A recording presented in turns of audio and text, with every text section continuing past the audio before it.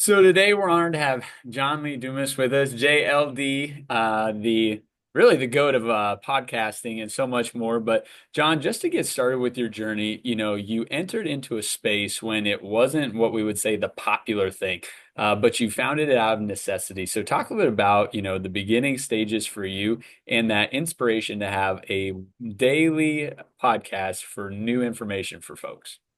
I definitely was a pioneer, but I think as a lot of people know, pioneers get arrows in their backs. And I definitely have some scars to show from that because I made a lot of mistakes. The industry was really new, and there's just a lot of things that were challenging that frankly aren't that challenging today, like getting people to understand what a podcast is, how to actually go and find a podcast to kind of work its way into people's lives. Like people now wake up every day and they're like, I'm going for a walk with my dog. I'm going to listen to my favorite podcast. I'm driving in the car. I'm going to listen to my favorite podcast. I'm watching a show on television. That television show is talking about people listening to podcasts. Like it's just part of the vernacular in 2025. In 2012, 2013, 2015, it wasn't there yet. So like there's pros and cons to starting early. And, I did, like you said, start out of necessity because I loved listening as a consumer of content, of podcasts, to entrepreneurs who were sharing their journey, their successes, their failures, because it was giving me ideas to start my own business, my entrepreneurship journey. And there was just a couple shows out there doing it once a week, twice a month. And I was like, man, this is not nearly enough content. I'm going to go find the show that's doing it daily. Well, long story short, nobody was. I decided to be the first. So I like to say the day that I launched Entrepreneurs on Fire, I was the best daily show in the world interviewing entrepreneurs. I was the worst. I was the only. But guess what? Sometimes being the only can be good if you're in a growing industry. And that's where I have like one phrase that I live by. You need to become the number one solution to a real problem in a growing market. If you can do those three things, you're going to win.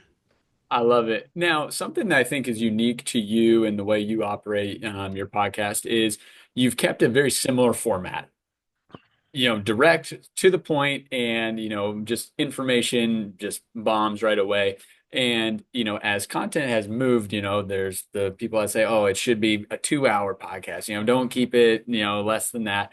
But what you've done, I think, really well is you've honed in on what you really enjoy and what you desire the show to be. And you've unwavered on that. So talk a little about, after 4,000 episodes, really kind of honing in on your desire and the way you run your show and not necessarily being moved by, outside opinion or what the new thing is.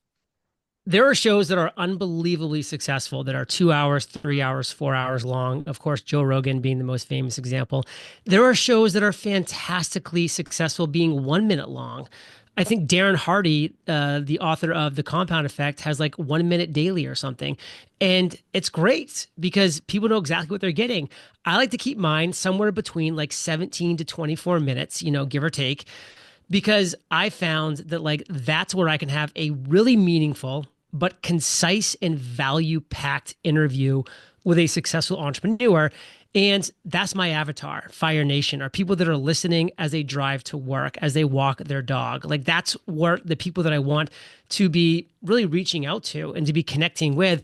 And what did I do when I first launched? I said, Google, what's the average drive to work? What's the average commute time? Google was like 24 minutes. I'm like, I'm going to try to keep my episodes under that so that people can get a full episode in. That was what I was thinking. So my advice based off of that is 2 hours is not the magic button. 17 minutes is not. 1 minute is not. What's the magic button is understanding who your audience is, who you want to listen to your show, create an avatar around that. I could go on a 5 minute rant on who my perfect ideal listener is, and then create the show for that person. I love it.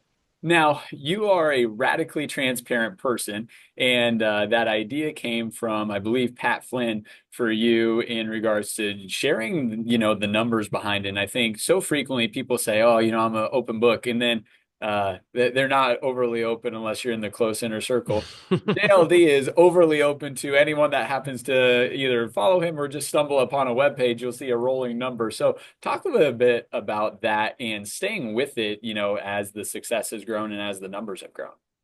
No, I appreciate that. And for me, transparency is so key because when I first started, I didn't know if the online marketing world was real. I didn't know if I could trust anybody in what they were saying. I wanted actual truth and I wanted actual confirmation before like I left a corporate job to move into this full time because I wanted to go all in, but I wanted it to be actually possible. I wanted it to be potentially real. And so I just kind of committed at that point to saying to myself, hey, if I ever start generating revenue in this industry at all, I want to just show people what's working, what's not working. I want to reveal every dollar that we make, every dollar that we spend. I want to bring my lawyer on to give a legal tip. I want to bring my accountant on to bring a tax tip. And of course, validate the authenticity of that report as well. And just have a great time doing it. I want to be like a source of inspiration and guidance to entrepreneurs who are starting on their journey. So it's been fun. We've done 136 months in a row. So 2012 until now. So we love it. It's all over at eofire.com. Now, I am very new relative to you. We've done a little over 300 episodes, but one thing that I think is amazing about what you do is you've figured out how to like batch your time, right? You say, hey, I've got my day, I just crush it through there. And I think for so many people, the reason they struggle to have consistency is they maybe aren't great with their time. So talk about, one or two tips to somebody as they're setting themselves up for success. How do you design your perfect schedule and make sure that you're, consistent in what you're doing? Well, first off, you have to understand and believe and know that the following quote is true. Tasks will expand to the time allotted. If you give yourself an hour to do something, it will take you an hour. If you give yourself 6 hours, it'll take 6 hours. So I said very early on, I want to do a daily podcast interviewing the world's most successful entrepreneurs. And I mean 7 days a week, Christmas Day, New Year's Day, like 365 per year. I had an amazing mentor. I had a great mastermind that I was a part of. But guess what? They told me it can't be done. They said there's not enough time in the day to do a daily show. And not only did I prove them wrong, but I do a daily show 1 day a week. Yeah. I mean, of course, the other days a week, I'm doing other things, email, social media. Like I enjoy the business. I'm having fun. I'm not working. Yeah. But every Thursday, I get up and I do 7 interviews of entrepreneurs. And that starts at 11 a.m. And by 4 p.m., I'm done. I'm done for the day. So it's not even actually a long work day, to be honest. It's just back to back. It can be mentally taxing because you got to be turned on and I'm focused, but I love what I do. I love speaking to you and to entrepreneurs. I mean, this is something that I don't find mentally draining. Some people do. There's introverts that should not be podcast hosts. And by the way, I wouldn't want to do this 7 days a week. Like I love doing it 1 day a week and I love doing it maybe twice a week when I'm having interviews on other shows. And it's just something that I really enjoy doing. So I call it batching like a baller. It is just in my schedule. It's there. It's locked in. And I kind of have always said this to myself too. It's like I wake up in the morning and I'm like, the sun is going to set today. Yep. It's going to set today. And what's on my calendar will be done. Period. Like end of story. Like that's going to happen. So like why even have a bad like mentality about it? Just put things on your calendar. You have to get done. You want to get done. You need to get done. And guess what? It will get done. Block off time. You're golden. I love it. Now, today, you've grown such a great platform that, once again, people know who you are. People want to be on your show. People want to be a part of what JLD is building. In the early years, though, you're selling a new idea, a new podcast to people that have done, amazing things in the business world. So talk a little bit about how you position yourself to be a value add to somebody, even though when you're in an infant stage of something, you can kind of sell what the vision is and how that can be a mutually beneficial interaction. I mean, in some ways, back in 2012, it was even easier Yeah. because the people I was reaching out to, they may not have technically heard of podcasting. They kind of were in the industry, so they knew about it a little bit, but they just hadn't been on many shows. So it was kind of new, it was kind of interesting, it was kind of fun. Now, these people that you might want to have on your show that are the bigger names have probably been on hundreds and hundreds of shows potentially. So it may be like less appealing to them to be on just any show. Unless they do what I do, which is I commit 1 day per month And what do? I send my scheduling link and people just book back to back 15-minute time slots and we're off to the races. And like that's how I operate. So that works for me. And so what I definitely will say to people that, are thinking like I've just started, I'm kind of newer on this point in my journey. Like, what do I have to offer? It's all about how you present yourself. Like, one thing that I did that I thought was really helpful was I'd reach out to somebody that was huge, like Seth Godin or Tim Ferriss, and I would say, "Hey, Seth, Tim, I see you just released a book. I've read the book. It's perfect for my audience. I would love to have you come on my show and just for 15 minutes, just talk about these 3 points that you made in the book, point A, point B, point C. And by the way, this is audio only. This was my pitch back in the day. I was like, this is audio only. So you can be in your bathrobe, it doesn't matter, have a cup of coffee. And in 15 minutes, you'll be done and you'll be off to the races. And a lot of these people, especially back then, were like getting up at 5 a.m., driving to the local radio station, like having to be interviewed. I mean, it was just crazy what was happening not even too long ago. I Yeah. mean, now it's very obvious that, podcasting is the only way to go for this type of thing. YouTube, of course, is fantastic for this stuff.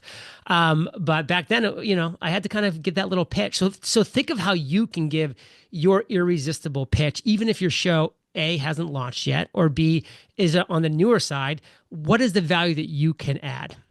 I love it. Well, last question. We could do this for hours, but I know you got things to do.